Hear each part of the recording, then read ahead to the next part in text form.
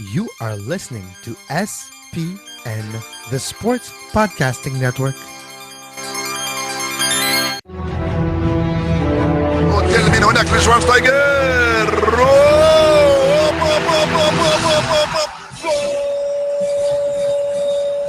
Va a pegarle Ronaldinho Gaucho.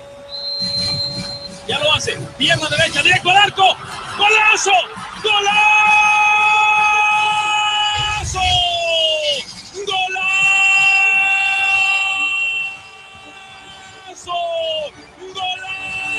This is Soccer Today, live on SPN Radio, your new live show about the beautiful game in all its glory, with Duane, Rollins and Kevin Laramee. MLS, EPL, La Liga, Champions League, all is fair game. Powered by the Sports Podcasting Network. Visit us at sportspodcastingnetwork.com. TGIF, Kevin, TGIF on this Euro weekend. Lots of action out there. Lots of acronyms. USA, that's an acronym I could use right now. The Americans through to the semifinals of Copa America. The What Italians with, they did some Italian stuff today. Kevin, how you doing? I'm doing great. And you mentioned TGIF. I'm wondering who's Grant, because thanks, Grant, for Fridays. Who's Grant? I don't know. Thanks, Grant, for Fridays. There you go. Grant is my friend Grant Sturridge, who is a big contributor to Canadian Soccer News. He's the guy that we come on and does the Spanish stuff for us sometimes. So that's who Grant is. So thanks, Grant, if you're listening. Good Voyager, Grant there. So that's who we're thanking for Friday. But Italy, Duane, scored a goal late in the game, and controversy in that game on the goal, first of all, was the 2 feet on the ground on the throw-in that led to the goal. Good question. And even more controversial, Sweden was not given a penalty that they should have at the 93rd minute, and Zlatan almost pulled the shot off.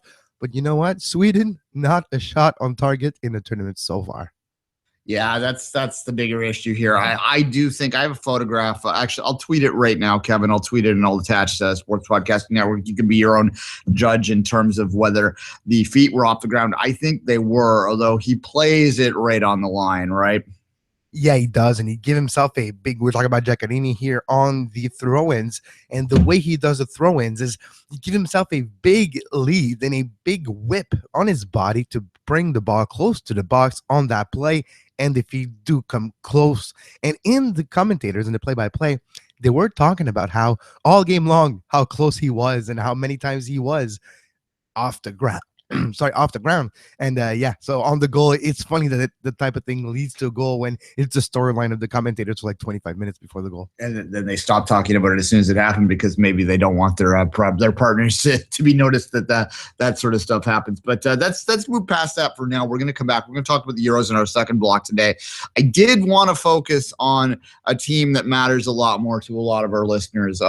Kevin and I are Canadian, although Kevin does have a little bit more of a soft spot for the U.S. men's national team than I do. I'm pretty much neutral with them, but they're through with the 2-1 win over Ecuador last night into the semifinals of a major competition. That's what they're claiming anyway. Yeah, kind of major. Kind of major. A major-ish competition at any rate. For them, it's major. Let's just put it that way. It would have been for us too, by the way. It would have been major for Canada too. Let's face it. Yeah, what? We would be down there. I'd be still streaking naked through the streets right now. I mean, you would have had me in the bin all night. There's no doubt about that. But thank God they're not there. No one needs to see that. All right. Lots of talking points from this game. But before we get into the individual sort of stuff, Kevin, I'll just get your overview on what you thought of the Americans' performance, the 2-1 victory. Well, first of all, let's talk about the red card, the Jermaine Jones red card, where not necessarily warranted. There's a controversy. When you look at it, the scuffle and the tackle, and he pushes just a little bit in the face, but right in front of the fourth official that is on the sideline. He sees it all, tells the referee, and there's a red card. Jermaine Jones will be in the last game. Bedoya is not going to be in the last game. Well, not last game, but the semifinal game. Could be the last game of the U.S. men's national team if results are not there. But Jones will miss the final if the U.S. goes to the final. Same for Bobby Woodley, won't be in the semi. So Bedoya, Woodley, and Jones are not going to be in the semi. So in a team that has a decent starting 11 to compete against the other team in this tournament, but not necessarily the depth of a Chile, Mexico, Well, Argentina. Argentina. I was waiting to say even later because that's like now the Argentina Mexico is probably the final we should expect. But the U.S. men's national team now have a tough ask with add the Altidore injury just before the tournament. Add those 3 suspended players for the semi. It's not going to be an easy game at all, and you have to face probably Messi. Yeah, look, I mean, we don't want to discount Venezuela in that quarterfinal game, but certainly the expectation is that it will be Messi's Argentina. And the problem with Messi's Argentina is it's also Aguero's Argentina. It's also Di Maria's, you could go on, right? Exactly. It's a lot of people's team, and it's a very good team, probably in the top 5 of the world as we speak right now, watching both Euros and Copa. In a way, it's fun to see all those teams play at the same time. You can measure them up a little bit. Mexico's looking pretty good, and I have to say Argentina is really a top 5 team in the world. Yeah, well, World Cup finalists. Exactly. I maintain that had Aguero not been injured in that World Cup final, that it might have been a different decision too. So that's put that aside though. Now look, I mean the U.S. game, I thought that it was the tale of 2 different halves, so to speak, but not even 2 different halves, 2 different 70-minute periods. Once they went 10-on-10, and I'll give my thoughts on the Jones red card in a minute, but once they went to 10-on-10, I thought Ecuador really found its foot in that game. And whether it was a combination of score effect and the U.S. trying to sit back with a 2-goal lead, or whether it was Ecuador finding their place, finding their rhythm and getting moving forward, it was touch and go for the last 20 minutes of that game. However, the U.S. did hold on. Guzan made the saves when he had to. He was really effective in patrolling his area. I thought he might have been one of the most valuable players for the U.S. despite not having a ton of shots out there. If you really watch his leadership on the back, obviously Dempsey with the game, the big game there too as well up front. So it was interesting too. When Dempsey came off, that was also corresponded to when the U.S.'s game started to be sideways. Was that score effect? Might have been a bit of both, but I don't think that the American fans would have been too comfortable in the last few minutes of that game, Kevin. And you mentioned Brad Guzan. I have to say, in the whole tournament, Brad Guzan has not necessarily answered the critics, because there was not a lot of critics, but for him to play with a team that is playing well defensively in front of him, it's a welcome change after a tough season at Aston Villa. For him, he has a team that actually has a shot of victory now with the U.S. men's national team anytime they play, almost. So for him to have the type of performances that he could be named goaler of the tournament without big surprise, and for him it's needed, because for years he was behind Tim Howard, and now finally Jurgen Klinsmann is like, Brad, you're our number 1 now. How long we don't know, but at least he's gotten a shot at a Golden Glove of the Copa in the 100 years of the Copa. It's something special. It's almost like a reward for Guzan. Yeah, and look, I think Guzan is the number 1 now. I mean, he slipped into the championship, but I don't think that that's a level that's really we should be too concerned about if you're an American fan out there in terms of where he's playing. I think a lot of people kind of dismiss anything that's not top tier, but when you're talking about the English Championship, you're talking about a league that would be the top tier in the vast majority of the world, right? So I wouldn't worry too much about that. Tim Howard, of course, coming back to Major League Soccer, we all know how Klinsmann sort of thinks about MLS and how he kind of encourages his players. That's a very delicate way to put it, encourages his players to not play in Major League Soccer, although he's kind of stuck with a lot of them too, because most of them are ignoring him and coming back for the money. So exactly. So it's exactly when you're looking at just Dempsey, Howard, and there's more. So yeah, exactly. Yeah. All right. Look, I said I'd give my thought on the Jones situation. Look, it was very pedantic, the call, I thought, but Jermaine Jones is a guy that has a reputation.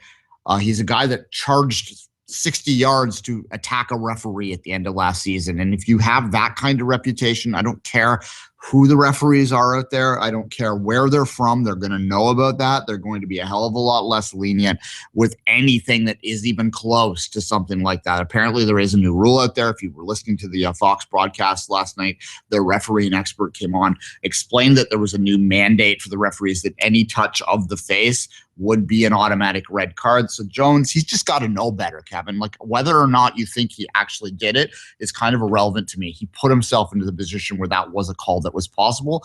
So you have to hold him accountable to that. And he might have eliminated them indirectly, because I don't know how they can possibly compete with Argentina without Jones, who has been playing brilliantly when he doesn't lose his head. Same for ever since he played for Colorado this year after a 6-game suspension to start the year because of the aforementioned running at the referee last year, because of that move when he was with the Rams, Now with Colorado, he played out of his mind. He continued that streak with the U.S. men's national team. And how big will his absence be in the semifinal? Give us a call. Let us know. Lines are open today during the whole show. 778-400-7761. That's 778-400-7761.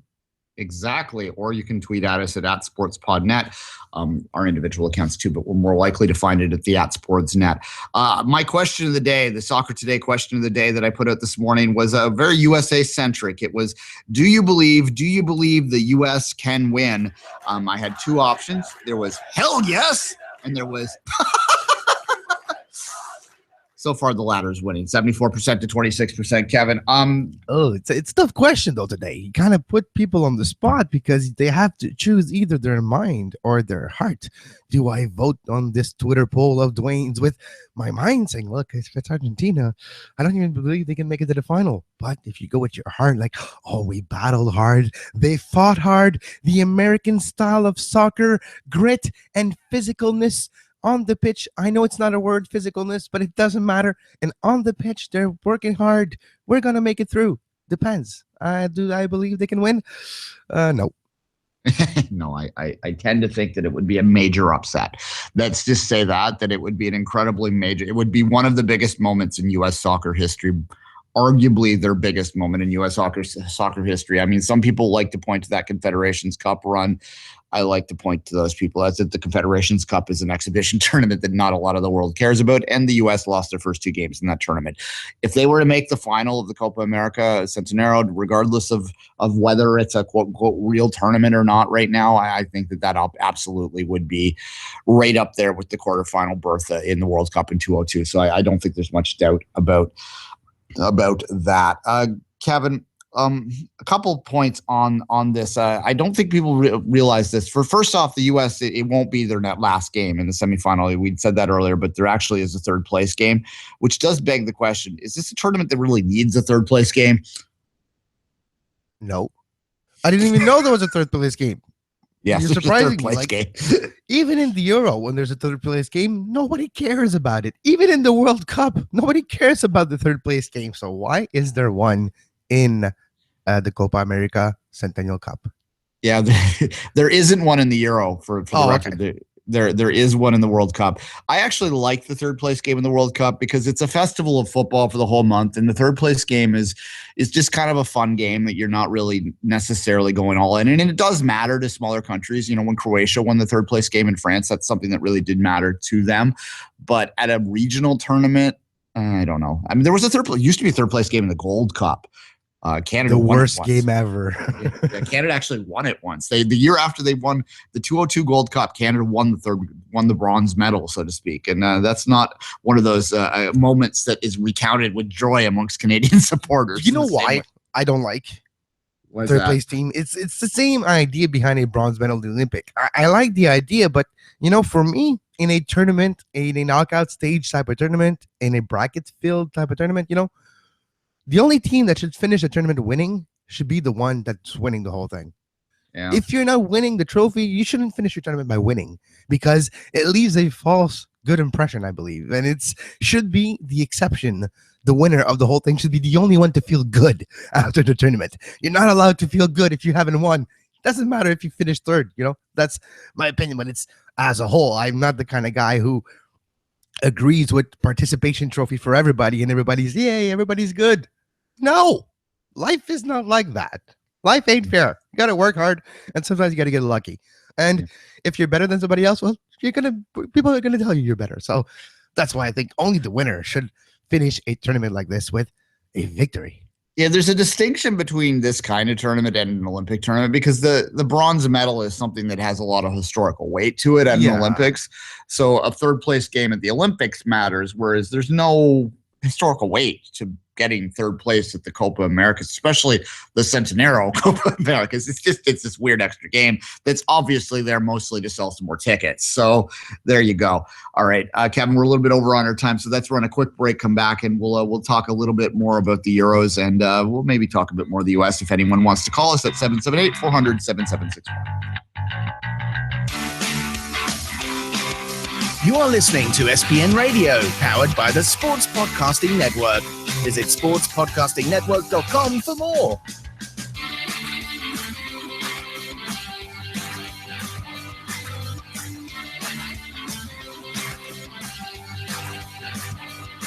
Give us a call. Studio line 778-400-SPN1. That's 778-400-SPN1. Give us a call right now. Lines are open.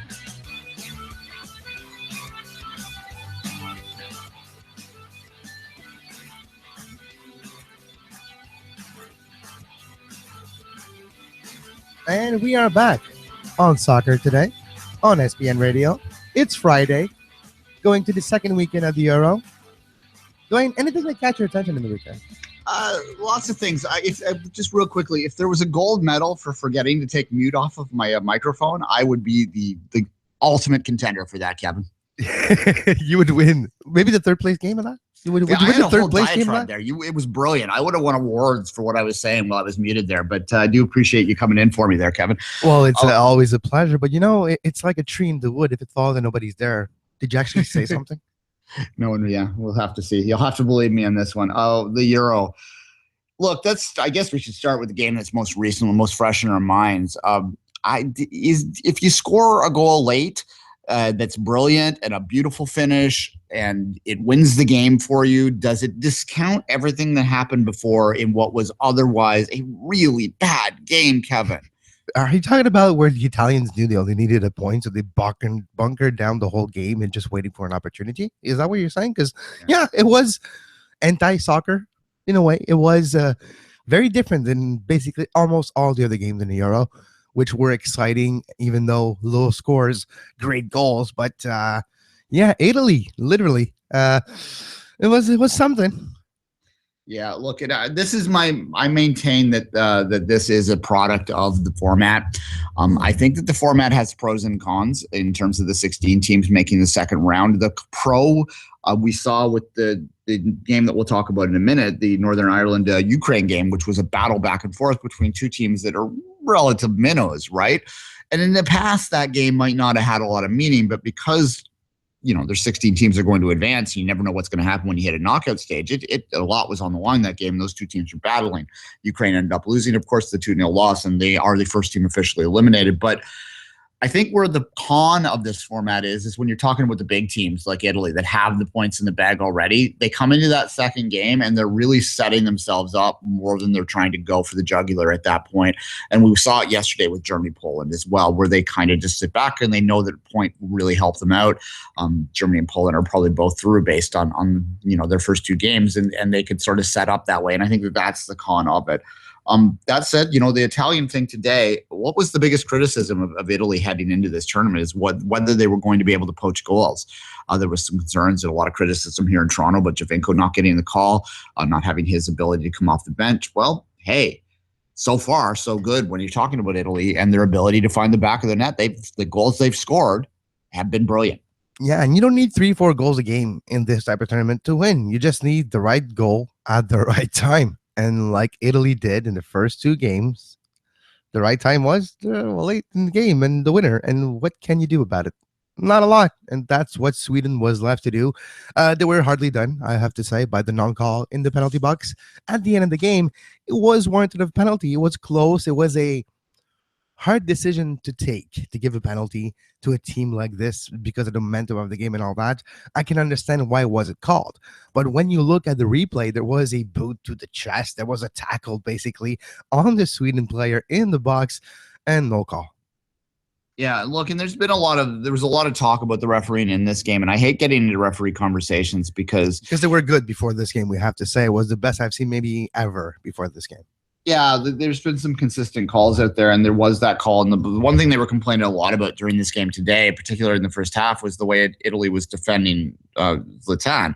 They essentially were manhandling him because they were getting three guys on him, push him around.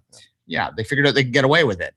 And it's imperative on the referees to sort of nip that in the butt because you don't really want to take the skillet, and it really does piss me off. I mean, it pisses me off as as just a neutral observer of the game. It pisses me off when I watch TFC play and they're just playing hack a little Italian, right? Like that's an MLS strategy in this league now is to kick Javinko. And I don't necessarily think that that's particularly sporting, but nonetheless, if it works, right? You get into the MLS, essentially, we're going to talk a lot more about MLS in the show in a bit, but in the playoffs, when the referees decide in some infinite stupidity to swallow their whistle and let defenders manhandle attackers, under this guise that they're quote unquote letting them play the game, which is the exact opposite. They're actually not letting them play the game when they do that. Exactly, because fouls are part of the game, and if you don't call them, you're not actually letting them play the game. You're right.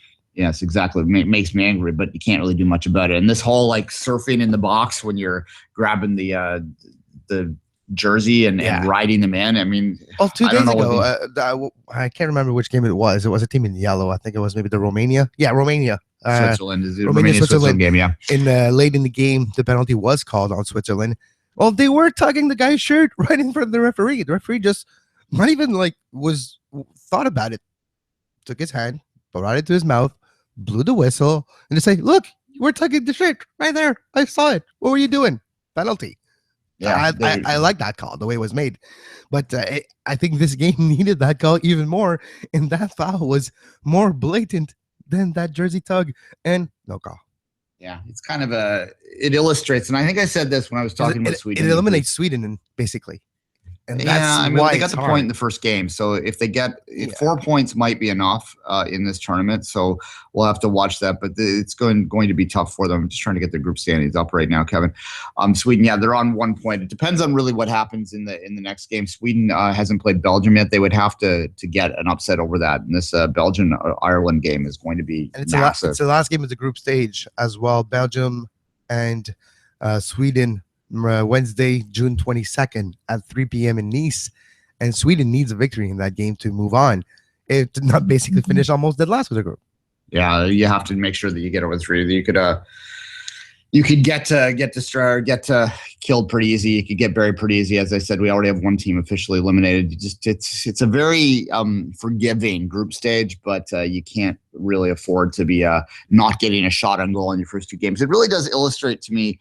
Zlatan, I was saying a minute ago that in the preview I said that Zlatan was slowing down and at close to 35 he wasn't able to dominate games the way he did in the past. But I think it's a real shame that we never really got to see Zlatan with obviously in this club game we did, but at an international level because Sweden didn't have the strength to back him up. And Sweden does have this nice young generation coming in, but it's too late to take advantage of where he is, and that's kind of a shame. It's been 12 years since he was in the 2004 Euro and scored the goal to eliminate England in that most famous game for Sweden national team.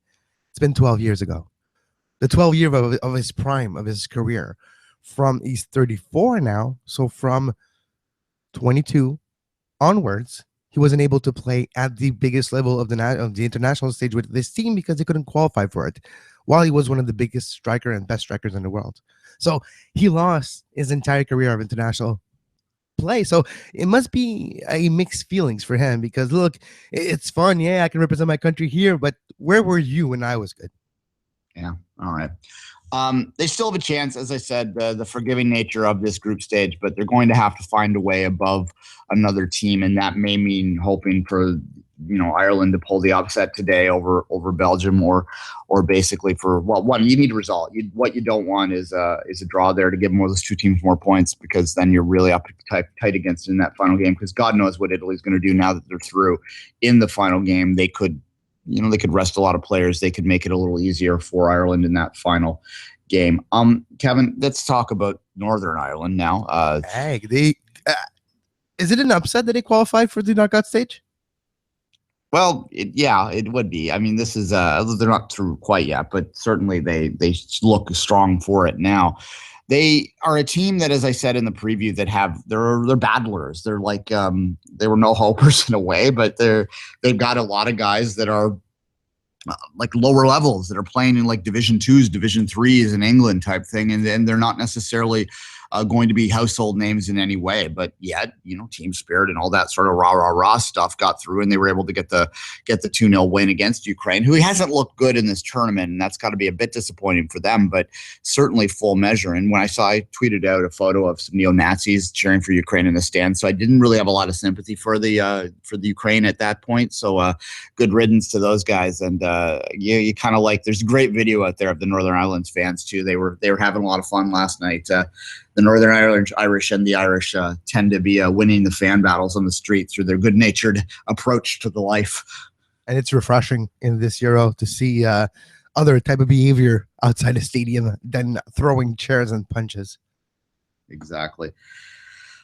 Any general thoughts on we'll be gone for the weekend now in terms of what are you looking forward to this weekend? A lot of games. The groups will be wrapping up for the next little bit. We'll be back. When we come back on Monday, there will be a lot more decided here. Anything you're looking forward to in the weekend? Oh, for sure, Duane. Tomorrow morning, Belgium, Ireland. It's going to be a great game. Belgium have a feeling of they need to prove themselves after the debacle of their first game, the 2-0 loss. They have a chip on their shoulder. They already, the day after their first loss, they were speaking of, look, we're going into the next game with a clean slate, with something to prove, and with a new mentality. Expect a different setup by Mark Wilmots, which basically, when you look at the Belgium national team, the weak point might be the coach. But that's something for another day. We'll see if he can salvage the debacle of the first game for Belgium. If not, it would have been 2 tournaments in a row that a dark horse, quote unquote, or even more a contender maybe, as Belgium has failed to live to expectations. Belgium need to prove themselves against Ireland, and they do match up well with their skill set against a Republic of Ireland that might be trying to catch up to Belgium, which might be running circles around them. So Belgium and Ireland tomorrow morning, and the battle of the hipsters team, Duane, tomorrow at noon. Iceland, Hungary. Which team will your beard cheer for? That's the question I'm asking for our listeners, because it is probably the most intriguing, and it might be really fun to watch game, Iceland and Hungary. Yeah, my beard's cheering for Hungary. My thick glasses that I don't actually need are cheering for Iceland. No, your glasses without lenses. Yes. Yes, exactly. That's actually the game I'm most fascinated with on Saturday. It's because Hungary looked so good in that first game, and was that Austria not playing well, or was that Hungary really stepping up and proving that the doubters such as myself were wrong? Iceland, they defended well, they got the result, so it really is two teams that if there's a win in this game, they're probably going to go through. Especially if Hungary does win, they absolutely are going to go through. So that's an interesting one, as is the late game, the Portugal-Austria game, because you have two teams that underperformed in their first appearance, including Portugal, which has to be considered the group favorite here.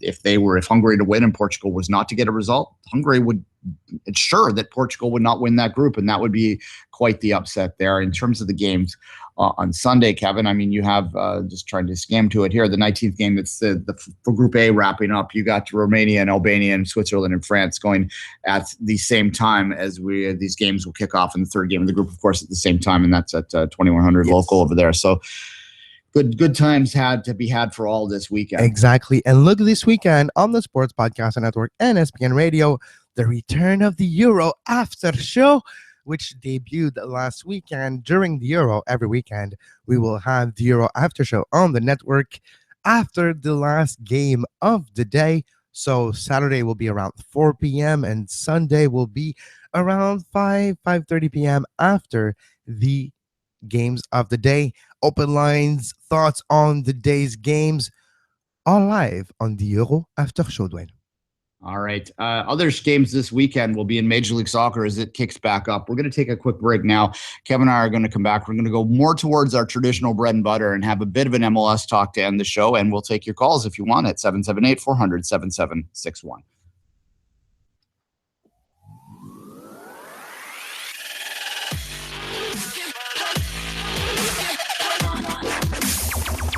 You're listening to Soccer Today on SPN Radio. You can find the on-demand version of this very show on iTunes, Stitcher, Feedburner, Podbay Player, Podbean, anywhere you get your podcasts under the Sports Podcasting Network feed. Subscribe to our YouTube page to make sure you never miss a live show talking about soccer today, the MLS postgame show, open lines after dark, 5 rings daily during the Olympics. Make sure you subscribe and give us a follow on Twitter at SportsPodNet and like our Facebook page, facebook.com/Sports Podcasting Network.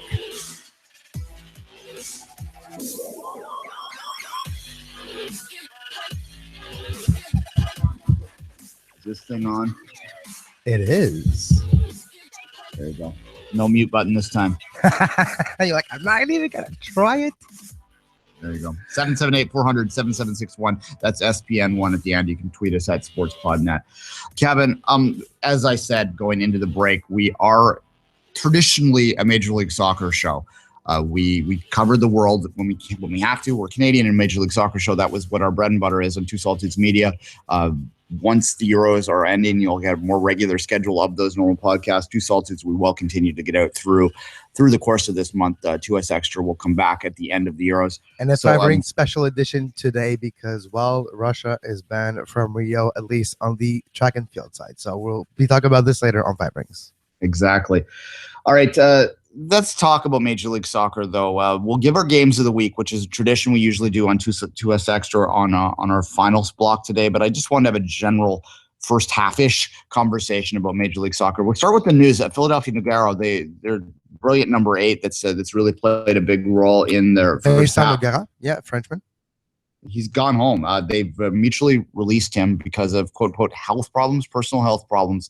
That was a kind of shocking news that we woke up to yesterday. That's a big blow to the Union, who have been having by far their best season.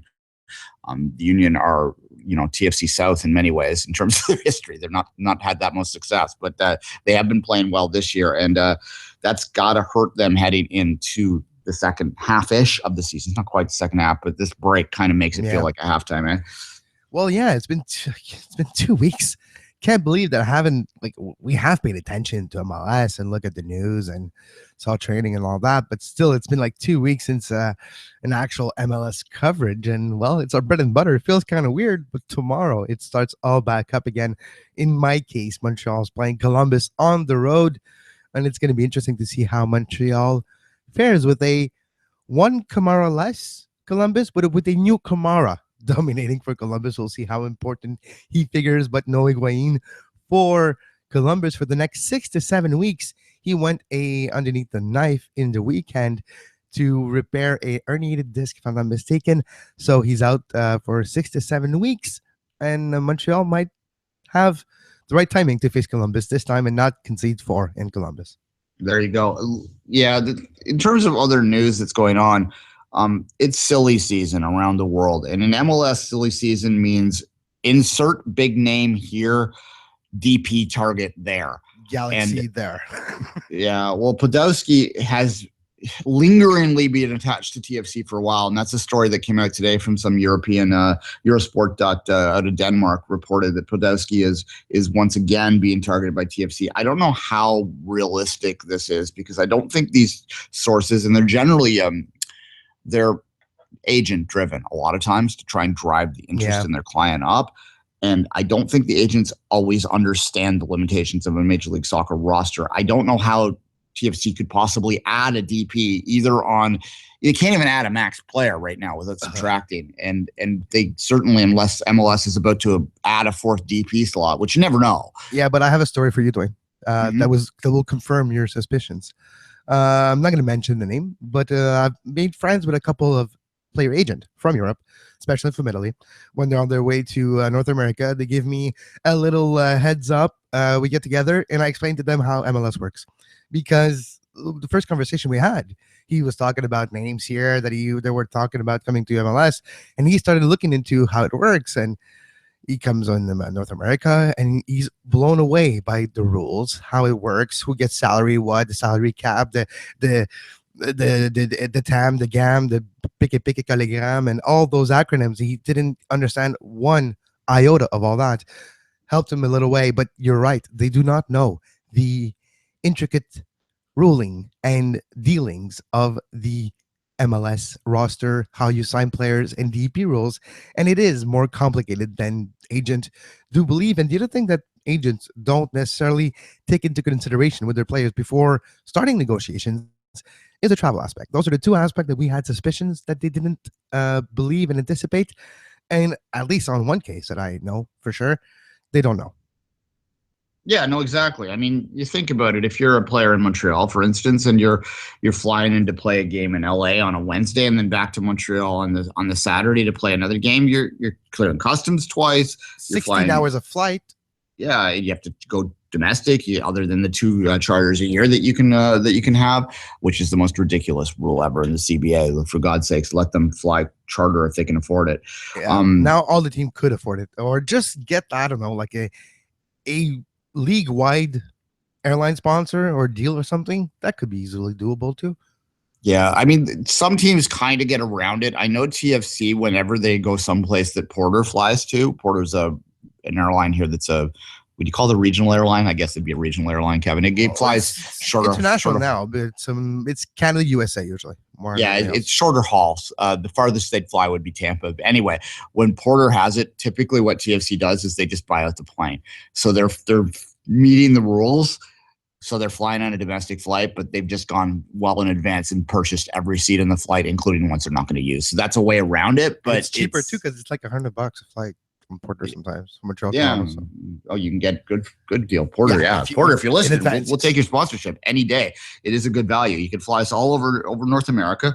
We'll go with our microphone and we'll pump up your brand everywhere. Porter. You want to talk? Okay, there you go. Sports Podcasting Network at gmail.com, people. Yeah, exactly. But that's a way around it. But nonetheless, it's just silly that they can't do that. I wonder sometimes, MLS, we always put it, take the training wheels off. That's kind of a conversation you have all the time, especially during the last 2 CBA negotiations that I've covered, which have been incredibly frustrating experiences because the players have always ended up caving in the end. That's because they don't make enough money to be able to afford to not cave. Because the threat of a strike is always in the back of their mind saying, okay, we want to do this, but how long can we actually realistically last compared to the owners? Exactly. Well, and then what you have too, what makes it complicated is you also have a situation where the more wealthy players in the league, they can of course afford to sit out, but they can also just terminate their contract and go somewhere else. Yes. They'll pay whatever penalty they have. And that it makes it difficult for that solidarity within the dressing room. You were mentioning the travel. I think that, I'm looking at another headline here. Pirlo is talking about if Bayern Munich calls him to go there, he'd go and be an assistant manager for that team. And this is I think how seriously people like Pirlo take Major League Soccer sometimes, is they come over here thinking it's going to be a laugh. And they end up going, what the hell? I'm flying across the country and I don't want to do this anymore. I'd rather Remember last year when he was on the pitch running at the 89th minute and he looked like he was done and his face was saying, what did I get myself into? How can I get out of my contract? What can I do to get out of here? Exactly. I wouldn't surprise me. And NYCFC has a problem with Pirlo and Lampard, and they're not going to, I don't believe they're going to be able to turn themselves around until they find a way to get rid of one or both of those contracts. And that's just the bottom line. And I think City Football Group may have learned a little bit by this experience and will probably approach their DP situation differently the next time they do it. But I don't know, because it's an extension of their Manchester City brand, and whether they just want the big names are there or not, I'm not sure. I mean, I'm a City fan, as people know, so I am a little bit reluctant sometimes to criticize them, but I can see why a New York only fan would be a little frustrated with them at times because of the decisions they've made. I don't necessarily think Vieira coming in as a manager was the wrong decision. I think that he has got a big potential in that role moving forward. And he has adapted in 2016 so far. Where they started and where they are now is a big difference. They're now 4th in the Eastern Conference with 18 points in a position to make the playoff and skip the play-in round. So it's not a bad position for New York City right now, Duane. Let's just take a quick look at the standings before we move on and talk about games this weekend later on, because it's been a while and we have people actually forgot where teams are, myself included. Philly, number 1 in the East, followed by the Red Bulls. Montreal, number 3. New York City, number 4. Toronto, 5th. DC United 6th, that famous playoff red line. Orlando 7, New England 8, Columbus 9, and the lowly Firecrackers of Chicago in 10th position. Yeah, but quickly, you mentioned that, but let's look at the points. Montreal is starting with New York at second. It's 19, 19, 18, 16, 16, 16, 16, 14. So it's basically a battle royale in there. Don't forget the 11 of Chicago. 11, they worked hard for those 11 points, Duane. We should not take them away of the Firecrackers. 11 and the 23. There's weirdness too. Like NYCFC, if you look at their home record, it's 1-3-5 versus their away record, which is 3-2-1. TFC 1-1-2 at home, 3-4-2 on the road. Like there's some weird kind of things that might shake out and change moving forward.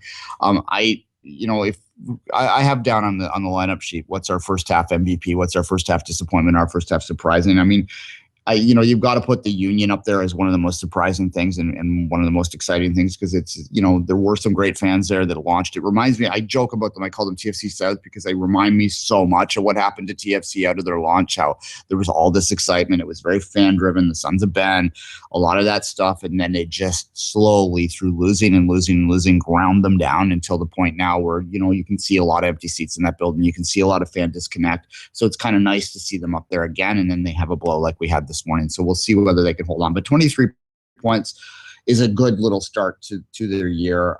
Generally speaking, I think it's a race to 50 points to make the playoffs. So they're about halfway there.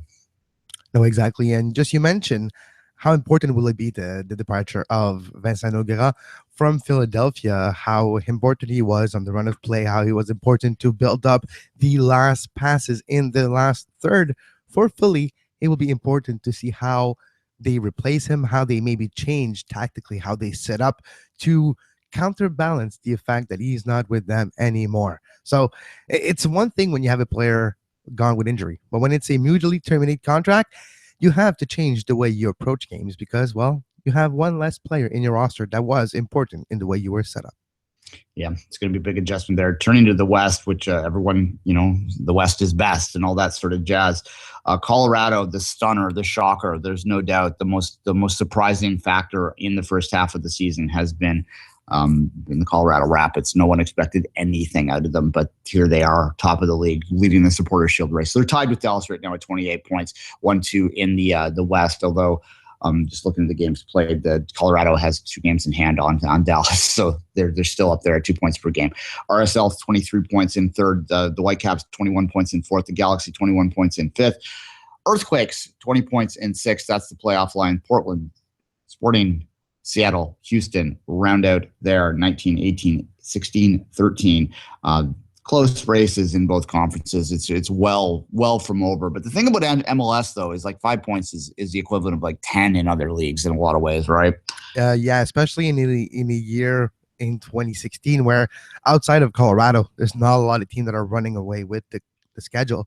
So that leaves a lot of opportunity for teams to bridge gaps. We've seen a Red Bull team bridge a 10-point gap already in 2016, and we're like barely a third past the season. All right.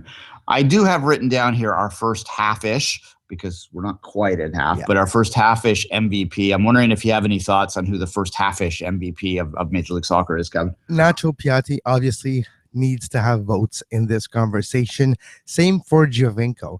And other players like Cal Larin are effectively having great season as well. No sophomore slump for Cal down in Orlando.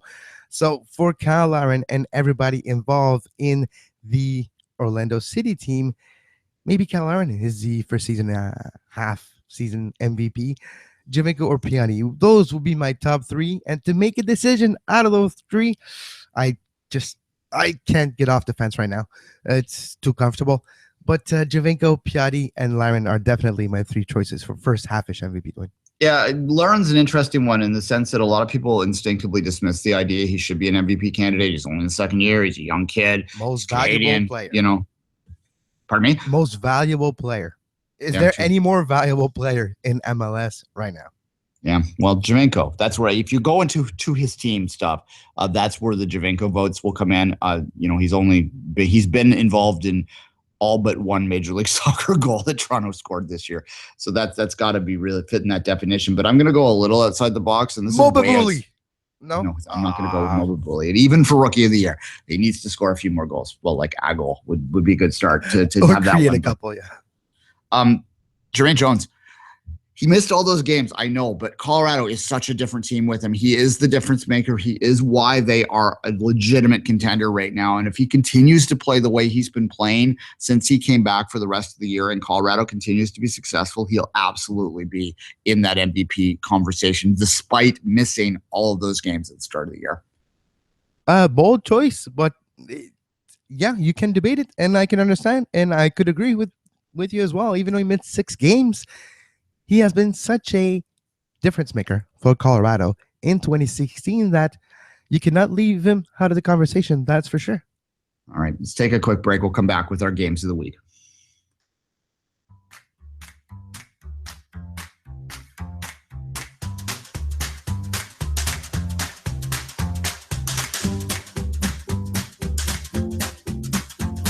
You are listening to Soccer Today, live on SPN Radio.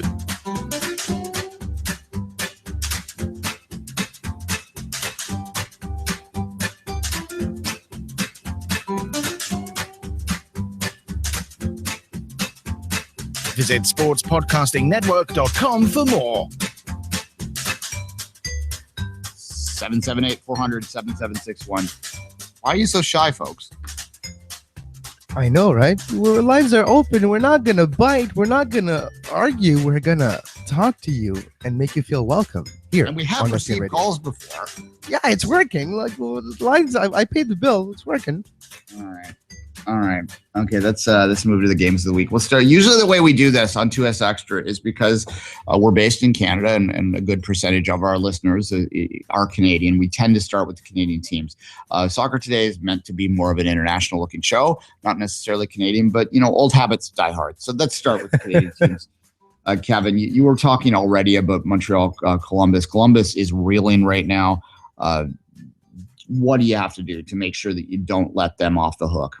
Well, for Montreal, Piatti's not going to be there, but a Drogba in Columbus after 2 weeks of rest. The little knocks are gone, probably. The little worries of stress and fatigue after the first third of the season with a lot of travel and a lot of games.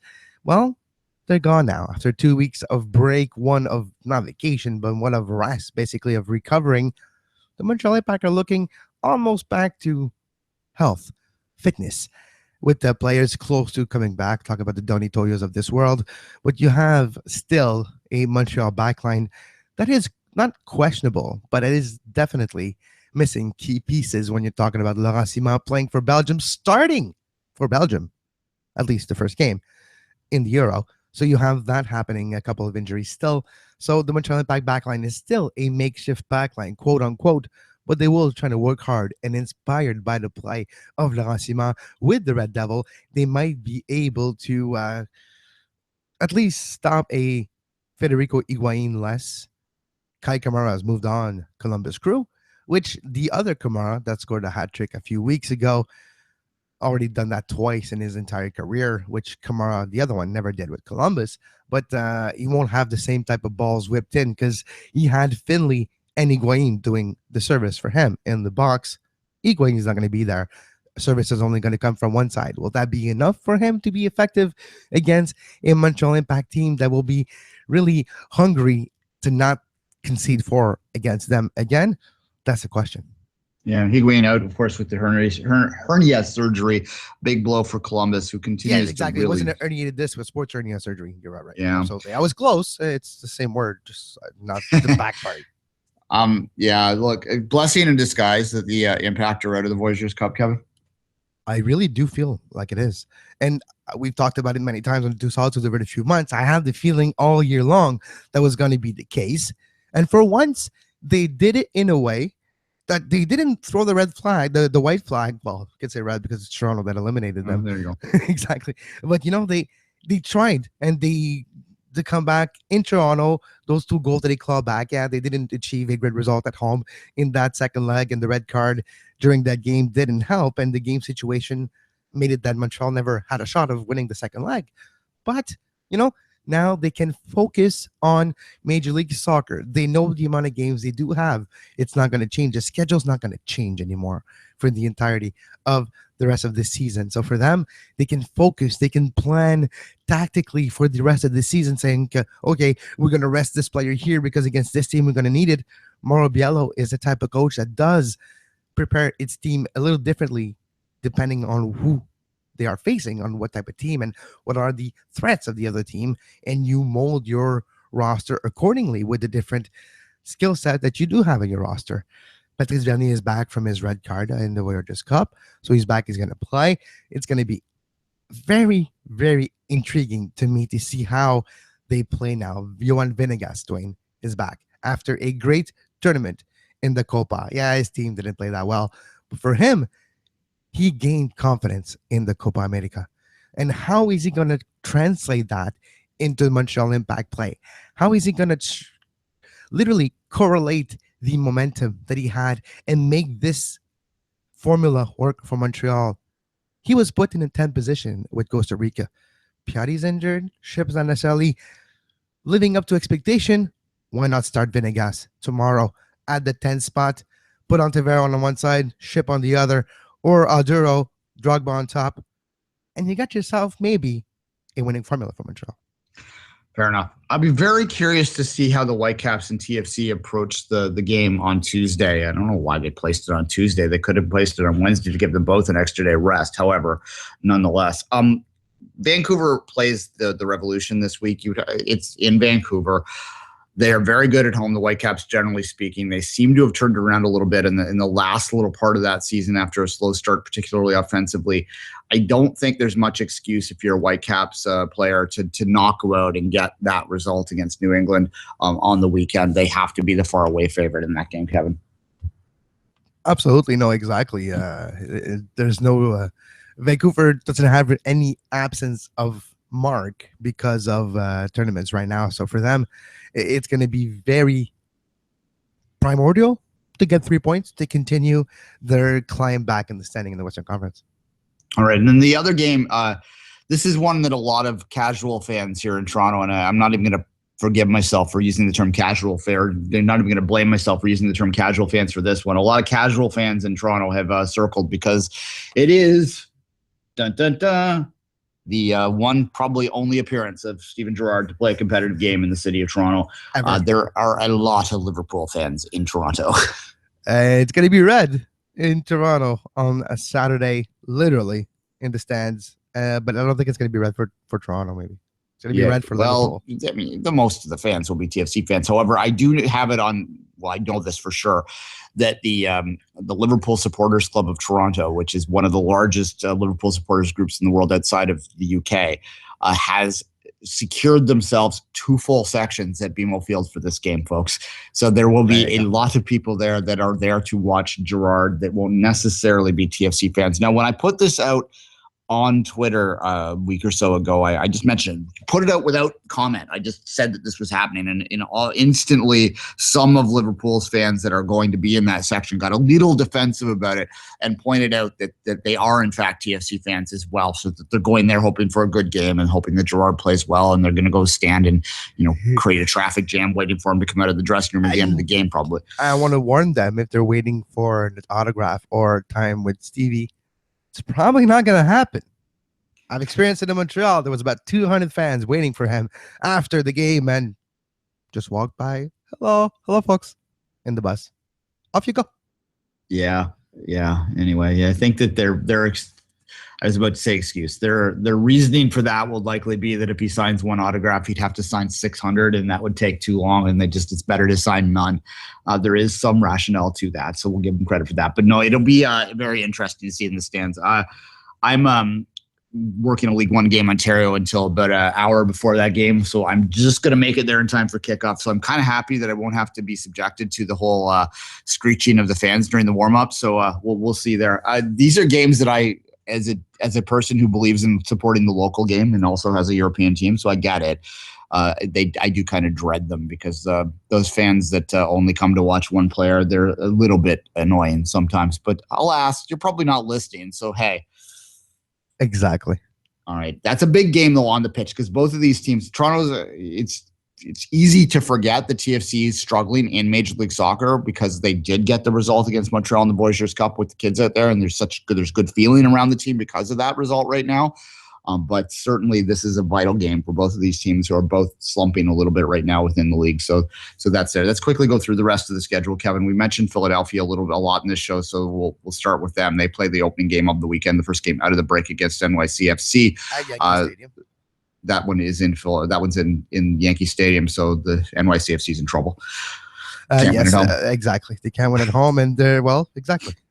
All right, Orlando, San Jose, Columbus, Montreal. We talked about Houston, DC United.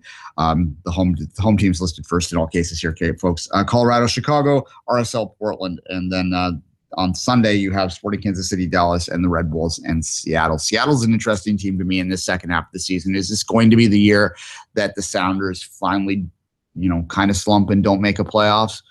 I think there's a lot of fans in Major League Soccer that aren't Sounders fans that would enjoy that.